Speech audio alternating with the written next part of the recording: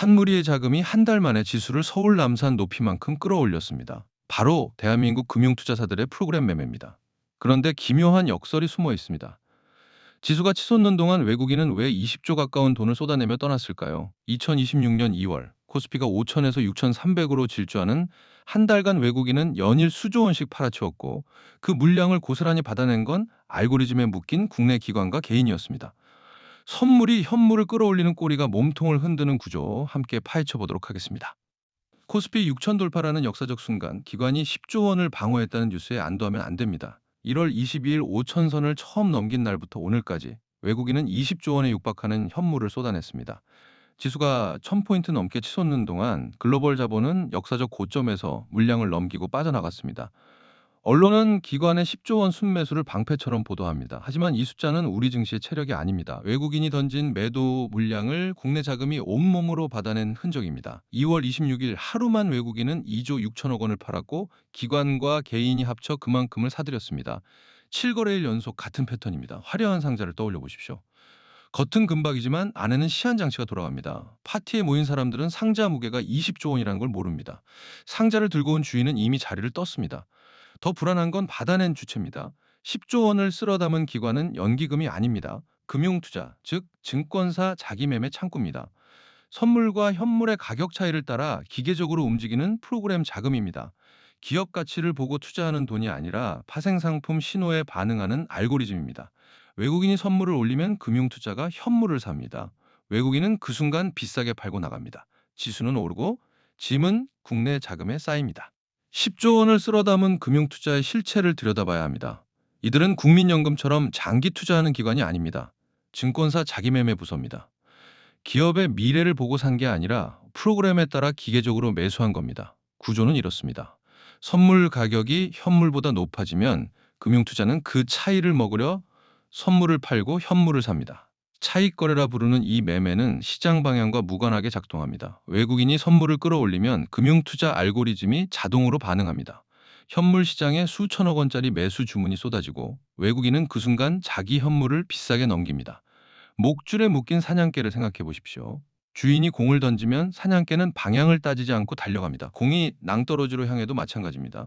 금융투자의 프로그램 매매가 그렇습니다. 선물이라는 공이 위로 튀면 무조건 쫓아갑니다. 영리한 주인은 사냥개가 달리는 틈에 빠져나갑니다. ELS 해지도 마찬가지입니다. 지수가 급등하면 기존에 발행된 주가연계증권 상품에 위험 신호가 켜집니다. 증권사는 규정에 따라 현물을 사들여야 합니다. 시장 전망과 무관한 방어적 매수입니다.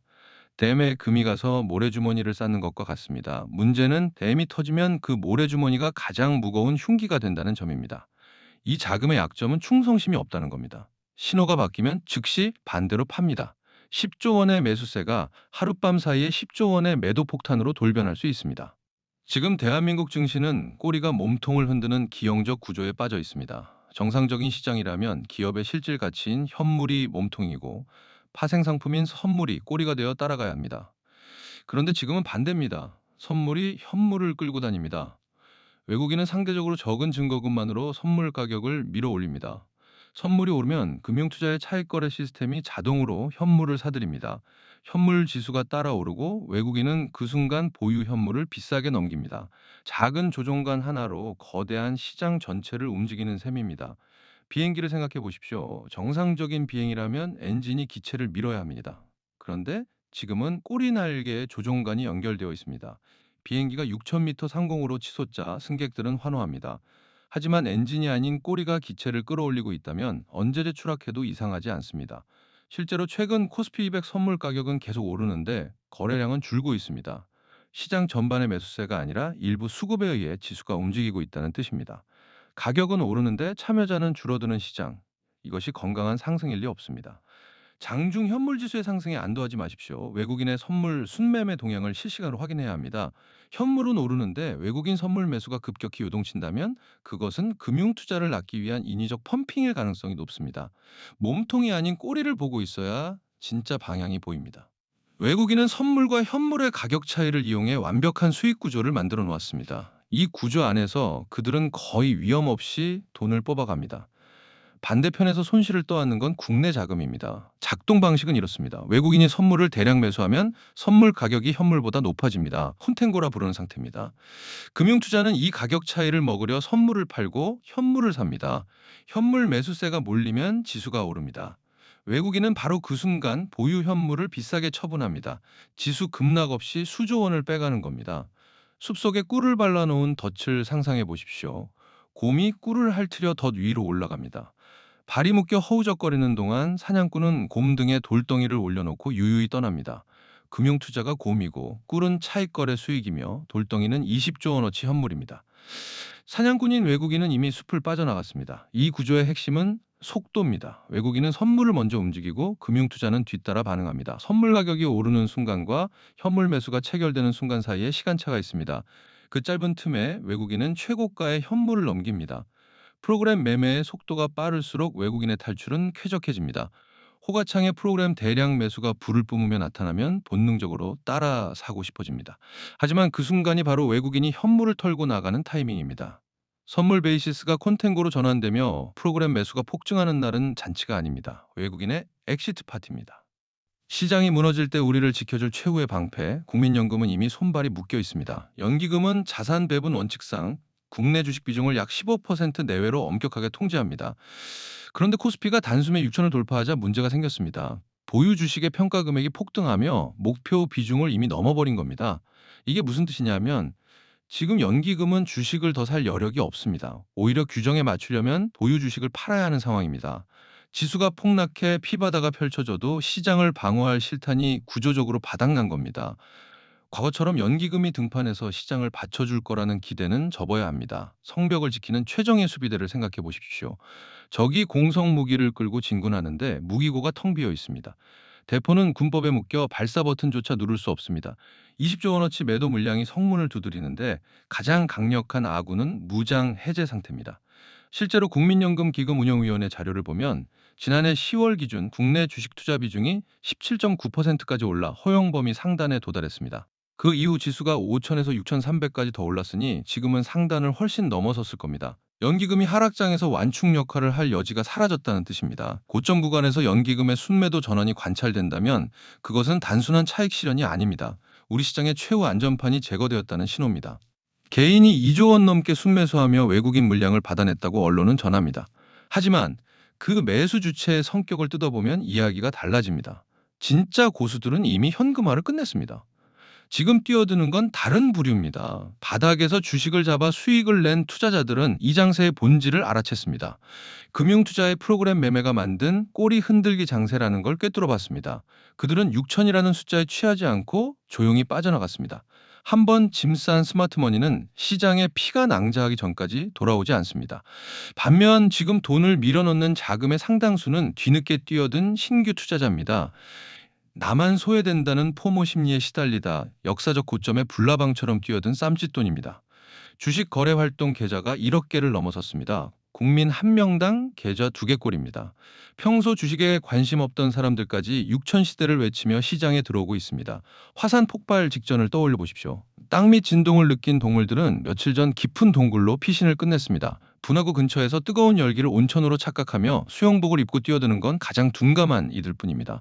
주변 지인들이 갑자기 주식 이야기를 꺼내기 시작하면 경계해야 합니다. 빚까지 내서 신규 자금을 들고 뛰어든다면 더욱 그렇습니다. 대중의 광기가 극에 달할 때가 고수들의 매도 타이밍입니다. 군중과 반대로 움직여야 살아남습니다. 반도체 실적이 역대급인데 수급이 무슨 대수냐는 반론이 있습니다. 기업 가치가 탄탄하면 버틸 수 있다는 논리입니다. 틀린 말은 아니지만 시장의 냉혹한 생리를 간과한 주장입니다. 기업의 펀더멘털이 아무리 강철 같아도 그 주식을 고점에서 더 비싸게 사줄 후속 매수 수급이 없으면 주가는 버티지 못합니다. 세계 최고 기업인 엔비디아도 실적을 갈아치우고 수급이 꼬이면 단기 조정을 받습니다. 실적과 주가는 같은 방향으로 움직이지만 속도는 수급이 결정합니다. 지금 대한민국 증시는 20조 원이라는 외국인 매도 폭탄이 쌓인 수급의 한가운데 있습니다. 금융투자의 10조 원 매수세가 한꺼번에 반대 매매로 돌아서는 순간 펀더멘털이라는 방패는 종이장처럼 찢어집니다. 100층짜리 초호화 펜트하우스를 상상해 보십시오. 최고급 대리석으로 뼈대를 세웠고 구조적 완성도는 세계 최고입니다. 그런데 건물이 선 땅바닥이 싱크홀로 꺼져 내린다면 어떻게 될까요? 아무리 튼튼한 건물도 지하로 무너집니다. 수급은 주식시장에서 땅바닥과 같습니다. 땅이 무너지면 그 위에 선 모든 것이 함께 내려앉습니다. 삼성전자와 SK하이닉스의 실적은 의심할 여지 없이 훌륭합니다. 하지만 외국인이 이 종목들에서도 연일 순매도하고 있다는 사실을 외면하면 안 됩니다. 호실적 기사가 쏟아지는데 외국인 대량 매도가 이어진다면 펀더멘털보다 수급 악화를 우선 신호로 읽어야 합니다. 가장 무서운 시나리오는 외국인의 단 한 번의 스위치 조작으로 모든 것이 무너지는 겁니다. 개파락이 그 방아쇠입니다. 외국인이 어느 날 아침 전날 종가보다 훨씬 낮은 가격에 선물 매도 폭탄을 쏟아낸다고 상상해 보십시오. 장이 열리자마자 선물이 급락하면 금융투자의 시스템은 반대로 작동합니다. 그동안 차익 거래로 사들인 10조 원어치 현물을 시장가로 던져야 합니다. 언와인딩이라 부르는 강제 청산입니다. 매수를 위해 만들어진 알고리즘이 매도 폭탄으로 돌변하는 순간입니다. 에베레스트 정상의 눈덩이가 아슬아슬하게 매달려 있습니다. 누군가 작은 돌멩이 하나를 툭 던지면 눈덩이는 굴러떨어지며 거대한 눈사태가 됩니다. 산 아래에서 샴페인을 터뜨리던 마을은 순식간에 덮여버립니다. 개파락이 돌멩이고 금융투자의 강제 투매가 눈사태입니다. 코스피 6천을 지탱하던 얇은 방어막이 증발하면 지수는 며칠 만에 수백 포인트가 빠질 수 있습니다. 20조 원을 털고 나간 외국인은 안전한 곳에서 지켜봅니다. 폭탄을 받아 하는 국내 자금만 불구덩이에 남습니다. 이 시나리오가 내일 아침 현실이 될 수 있습니다. 전날 밤 미국 증시가 크게 하락하고 코스피가 1.5% 이상 개파락으로 출발하며 장 초반 금융투자의 대규모 현물 매도가 쏟아진다면 그날이 바로 그날입니다.